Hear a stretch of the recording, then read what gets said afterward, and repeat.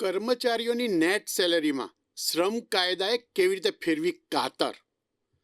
આ દેશ હોય કે વિદેશ, એમાં જે વહીવટી તંત્ર અને જે બાબુશાહી કહીએ ને, એ જબરજસ્ત સ્માર્ટ લોકો હોય. એમની આવડત અજબની હોય. એ તમને એક હાથમાં આપે અને બીજા હાથમાંથી સેરવી લે. તમારા એક ગજવામાં પૈસા મૂકે, તમે ખુશ થઈ જાઓ ને તમને ખબર પણ ના પડે કે બીજા ગજવામાંથી એને પૈસા કાઢી પણ લીધા. શ્રમ કાયદો આવું જ કંઈક છે, ઝાંઝવાના નીર જેવું. તમને જબરજસ્ત ચિત્ર બતાવ્યું કે શ્રમિકોના હિતમાં એમનું સામાજિક સુરક્ષા તો આ કાયદામાં અમૂલ પરિવર્તન, જબરજસ્ત રિફોર્મ. શું કહેવામાં આવ્યું કે સામાજિક સુરક્ષા વધારતો આમાં નિયમો છે. જેમ કે નિવૃત્તિ પછી તમારી સામાજિક સુરક્ષા વધશે, પરંતુ એ નિવૃત્તિ પછીની સુરક્ષા માટે અત્યારના તમારા માસિક પગાર, જે નેટ ચોખ્ખો પગાર તમે જે ઘરે લઈ જાઓ છો, એમાં એણે કાતર ફેરવી દીધી છે. એટલે દર મહિને હવે તમારે બીજા 6-7 મહિના તમારું ઘર એડજસ્ટ કરવામાં કાઢવો પડશે કે ઓછા પગારે ભવિષ્યની સુરક્ષા માટે કેવી રીતે ઘરના બધા તાણાવાણા ભેગા કરવા. એટલું જ નહીં, હથેળીમાં ચાંદ પણ બતાવ્યો. શું ચાંદ? સપ્તાહમાં માત્ર 4 દિવસ તમે કામ કરી શકો. કંપની ધારે તો તમારા પાસે સપ્તાહમાં 4 દિવસ કામ કરાવશે, બાકી 3 દિવસ રજા. તમે તો સાંભળીને ખુશ થઈ જાઓ, વાહ, 3 દિવસ હું મારા પરિવારને દોસ્તારો માટે આપી શકીશ. પણ એની સામે દૈનિક તમારા પાસે 12 કલાક કામ લેવાની પણ ઉદ્યોગકારોને, એકમ સંચાલકોને છૂટ આપી છે. એટલે કહીએ છીએ, એક હાથમાં લાડુ આપે અને બીજા હાથમાંથી સેરવી લે. આને કહેવાય સરકારી આવડત. હવે અમે બેનિફિટ ન્યૂઝ તમને સમજાવશે કે આ તમારી નેટ સેલરીમાં કેવી રીતે કાતર ફેરવી છે. નમસ્કાર દર્શક મિત્રો, બેનિફિટ ન્યૂઝના હરેશ ઝાલા ડીકોડ્સમાં આપનું સ્વાગત છે. 21મી નવેમ્બર 2025થી 4 નવા શ્રમ કાયદા અમલમાં આવ્યા. ખૂબ મોટી જાહેરાત થઈ, પરંતુ આમ પ્રજાની જેમ કર્મચારીઓ, શ્રમિકો, મજદૂરોને હજી આની વાસ્તવિક અસર જ ખબર નથી. બુદ્ધિજીવીઓ અને ખાસ કરીને ઉદ્યોગકાર એકમોના સંચાલકો, પછી તમે એને ચાર્ટર્ડ એકાઉન્ટન્ટ કહો કે કન્સલ્ટન્ટ્સ કહો અથવા તો લેબર કન્સલ્ટન્ટ્સ કહો, આ લોકોએ એના તાણાવાણા શોધવાનું ચાલુ કરી દીધું. આખો કોડ એમાં વિગતે જઈને ખરેખર શું લાભ થઈ રહ્યો છે, શું નુકસાન થઈ રહ્યું છે, એ ચીડફાડ કરી. અને એમાં સૌથી મોટી જે વાત બહાર આવી એ છે કે તમારી નિવૃત્તિ, કર્મચારી નિવૃત્ત થાય પછીની જે સામાજિક સુરક્ષા વ્યવસ્થા ઊભી કરવાની વાત કરી છે, એ વાસ્તવમાં તમારા હાલના ચોખ્ખા નેટ પગારને કાપીને કરવામાં આવી છે. તમને થશે આ શું વાત કરી રહ્યા છે, નેટ પગાર કાપવાનો સામાન?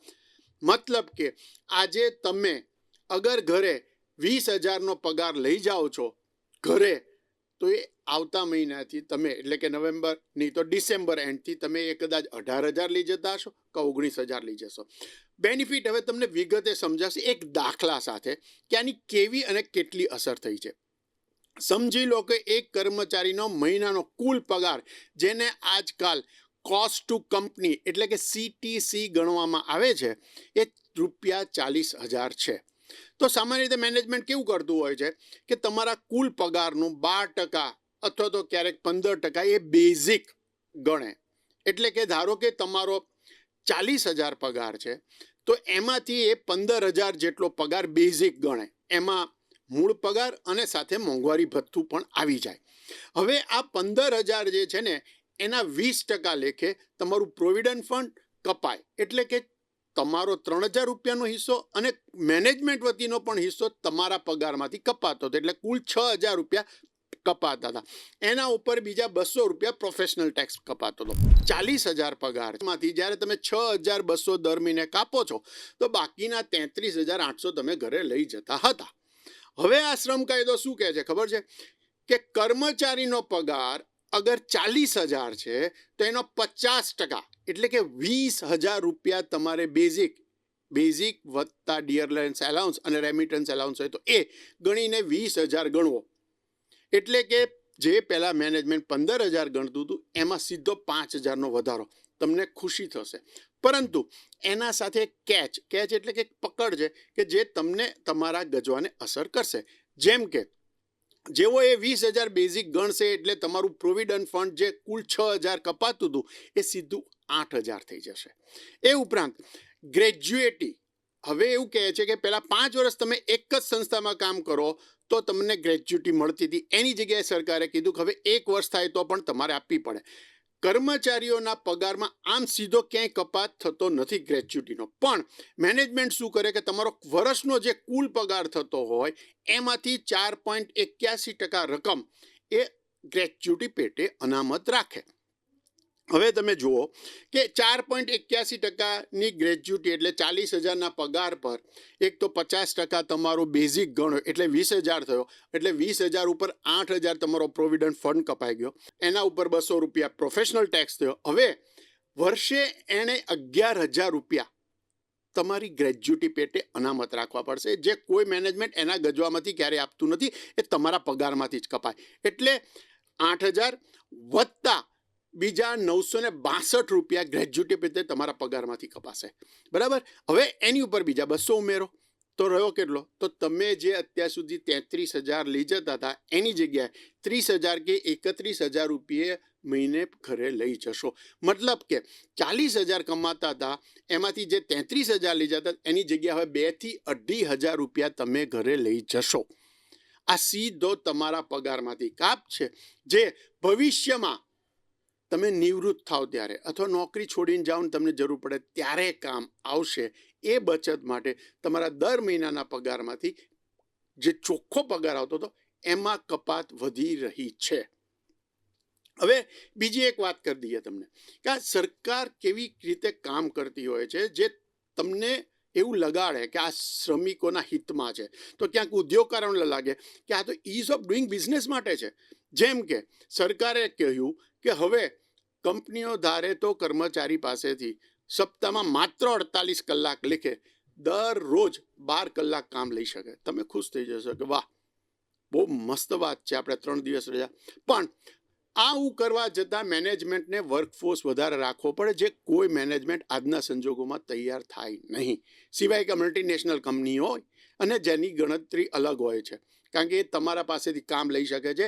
ભારતીય મેનેજમેન્ટ તમારા પાસેથી પૂરું 12 કલાકનું કામ લઈ શકતી નથી, એટલે એ ક્યારેય વર્કફોર્સ વધારવાની નીતિમાં પડશે નહીં કે આ માયાજાળમાં પડવા જેવું નથી, એટલે 8 કલાક જ તમારા પાસેથી કામ લેશે. હા, આ શ્રમ કાયદામાં એક વસ્તુ સારી છે કે તમારા પાસે તમારા જે કલાકો કામ લેવામાં આવે છે એ કલાકો કરતાં તમે એટલે કે 8 કલાક કરતાં વધારે કામ કરો છો તો જેટલા કલાક કામ કરો એ કલાકના જે વાસ્તવિક પગાર છે એનો બમણો પગાર ચૂકવવો પડશે.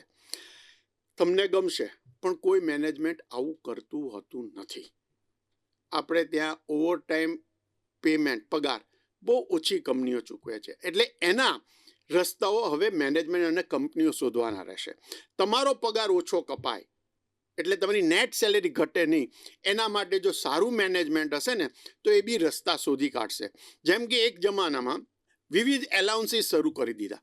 જેમ કે ભાઈ કોઈનો પગાર બહુ તગડો હોય અને એને ઇન્કમટેક્સના માળખામાં આવતું હોય તો એને બુક એલાઉન્સ આપે, ન્યૂઝપેપર એલાઉન્સ આપે, પેટ્રોલ એલાઉન્સ આપે, એ ઉપરાંત એચઆરએ આપે. એચઆરએ એટલું વધારી દે કે એ તમે ટેક્સ નેટમાંથી બહાર નીકળી જાઓ. તો આવા ભાઈ તમને પ્રવાસનો ખર્ચ આપે પરિવાર સાથે વર્ષનો, પણ આ બધા માટે તમારે બિલ રજૂ કરવા પડે, અને બિલ જ્યારે તમે રજૂ કરો ત્યારે એ પૈસા તમને મળે. એટલે સરવાળે જ્યારે તમારા નેટ સેલેરી બચાવવા જશે ને કંપનીઓ, ત્યારે પણ તમારું ભારણ તો વધવાનું જ છે, કારણ કે તમારે બિલ શોધતા રહેવું પડશે. શ્રમ કાયદો શ્રમિકોના હિતોનું રક્ષણ કરવા સાથે સાથે એમાં ઘણી પકડ છે. એમાં સીધો સાદો ફાયદો સરળ રીતે ગળે શીરો ઉતરી જાય એવો સીધો ફાયદો ક્યાંય છે નહીં. પણ એક વસ્તુ ચોખ્ખી છે, જો આનો અમલ દરેક નાનું મોટું એકમ કે ઔદ્યોગિક એકમો કે કંપનીઓ અમલ કરવા જશે એટલે કર્મચારીની નેટ સેલેરીમાં કાતર ફરશે ને ફરશે. એ 200 રૂપિયાની પણ હોઈ શકે ને 20,000 રૂપિયાની પણ હોઈ શકે ને લાખ રૂપિયાની પણ કાતર મહિને પડી શકે છે. સવાલ એ છે કે તમારું મેનેજમેન્ટ કેટલું હોશિયાર છે કે તમને આ માળખામાંથી બચાવી શકે છે. દર્શક મિત્રો, ભારત હોય કે ગુજરાત સરકારની નીતિ, નિયમો, કાયદા એનાથી પ્રજા પર પડનારા પ્રભાવ અથવા તો અસરો ઉપર વિગતે છણાવટ જો તમને વાંચવાનો શોખ હોય તો મુલાકાત લો www.benefitnews24.com વેબસાઇટની. પણ જો તમને સાંભળવા કે જોવામાં રસ હોય તો benefitnews24.comની યુટ્યુબ ચેનલ અને ઇન્સ્ટાગ્રામ હેન્ડલ સબસ્ક્રાઇબ કરો.